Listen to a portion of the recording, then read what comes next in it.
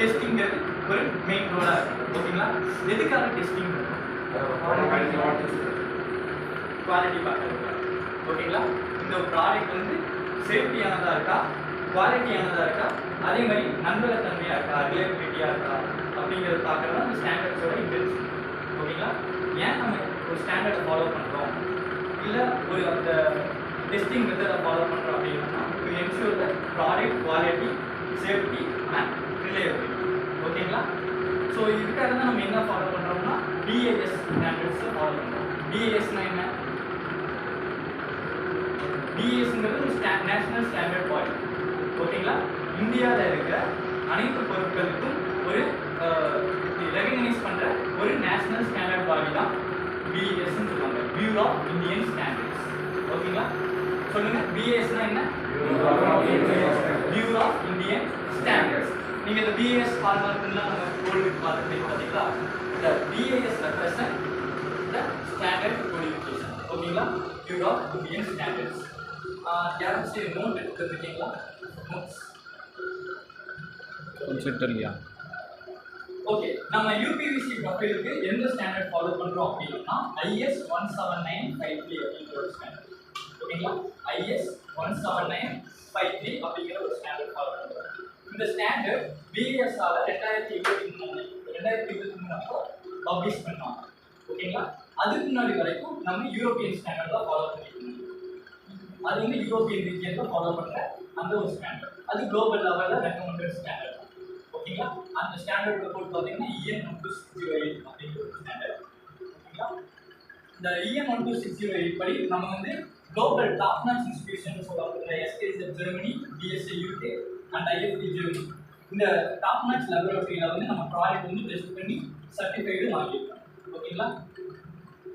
அதுக்கப்புறம் நம்ம இந்த ப்ரொஃபைலுக்கு எவ்வளோ இயர்ஸ் வாரண்டி தரும் அப்படின்னா 20 இயர்ஸ் வாரண்டி தரும். ஓகேங்களா? As per the European norms. ஓகேங்களா? 20 இயர்ஸ் நம்ம வாரண்டி தரும். எதுக்காக அப்படின்னா கலர் ஃபேடிங்காக. ஓகேங்களா? ஃபார் எக்ஸாம்பிள் நம்ம புது சட்டை வாங்குறேன் அப்படிங்கிறப்ப அது நான் வெயிலில் காய போடுறோம் அப்படின்னு என்ன கலர் ஃபேட் ஆகும். எதனால கலர் ஃபேட் ஆகும்? அப்புறம்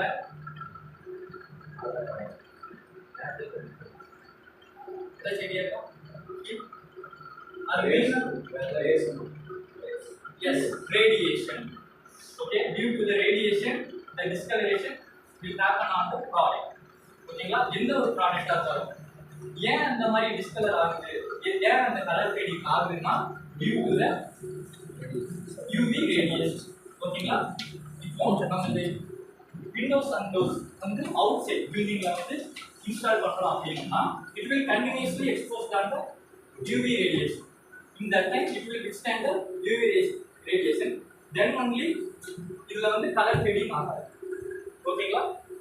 அதுக்காக நம்ம வந்து titanium dioxide TiO, titanium டை ஆக்சைடுங்கிற ஒரு எலமெண்ட் வந்து நம்ம ப்ராடக்ட்ல ஆட் பண்றோம். இதுதான் இந்த 20 இயர்ஸ் வாரண்டிக்கு வந்து நமக்கு வந்து ஹெல்ப்ஃபுல்லா இருக்கு. ஓகேங்களா? அண்ட் இப்போ BISல வந்து இன்னொரு அட்வான்டேஜ் என்ன அப்படின்னம்னா நமக்கு வந்து இனிஷியலாக ஒரு ஆடிட் வராங்க அப்படிங்கிற பட்சத்தில் நம்ம இன்வெஸ்ட்லேயே ஒரு டெஸ்டிங் பண்ணுவாங்க. அந்த இன்வெஸ்ட்டில் பண்ணுற அந்த டெஸ்டிங் வந்து ஒரு தேர்ட் பார்ட்டிலையும் பண்ணுவாங்க. இப்போ ஃபார் எக்ஸாம்பிள் என்கிட்ட ஒரு லேப் இருக்குது, அந்த லேபில் வந்து எனக்கு பாசிட்டிவாக ரிசல்ட் வர மாதிரி நான் டியூன் பண்ணி வச்சுருக்கலாம். ஓகேங்களா? அது எனக்கு ஃபேவரபுளாக இருக்கலாம். அந்த ஃபேவரபிள் ரிசல்ட்டை நான் எப்படி வந்து கோரிலேட் பார்ப்பேன்னா ஒரு தேர்ட் பார்ட்டி லெபரட்டரியில் பண்ணுற டெஸ்ட். ஸோ அதுலேயும் பாசிட்டிவாக இருக்குது, இதுலேயும் பாசிட்டிவாக இருக்குங்கிறப்ப டபுள் வெரிஃபிகேஷன் வந்து அந்த ப்ராடக்ட் வந்து ஒரு குவாலிட்டியாக அமைக்கும். ஸோ இது வந்து நமக்கு BISல வந்து ஒரு ப்ராக்டிஸாகவே பண்ணுறாங்க. ஓகேங்களா? அதே மாதிரி நமக்கு UPVC ப்ரொஃபைல்ல இருந்து என்னென்ன டெவலப்மெண்ட் கொண்டு போகலாம், அதுக்கான அந்த இன்புட்ஸ் வந்து நம்ம இந்த மாதிரி பண்ணலாம், UPVC வந்து அடுத்த ஸ்டேஜ் கொண்டு வரதுக்கு இந்த டெவலப்மெண்ட்ஸ் கொண்டு வரலாம் அப்படிங்கிறதுக்காக நம்ம சைட்ல இருந்து BISக்கும் சில சஜஷன்ஸ் எல்லாம் கொடுப்போம். ஒரு சில மன ப்ரோக்ராம் தான் வைப்பாங்க. அதில் வந்து நம்மளோட இன்புட்ஸ் வந்து அவங்களுக்கு ஷேர் பண்ணுவோம். ஸோ எல்லாமே ஒரு கமிட்டியாக செயல்பட்டு அந்த ஒரு ஸ்டாண்டர்டை வந்து நம்ம ப்ரொசீஜராக கொண்டு போய் அந்த ப்ரொசீஜர்லேருந்து ஒரு ப்ராடக்ட் குவாலிட்டியை வந்து எப்படி கொண்டு போகலாம் அப்படிங்கிறது தான் BISோட ஒரு ரோலாக இருக்குது. ஓகேங்களா? இதுதான் mister Deva, is handling the quality department.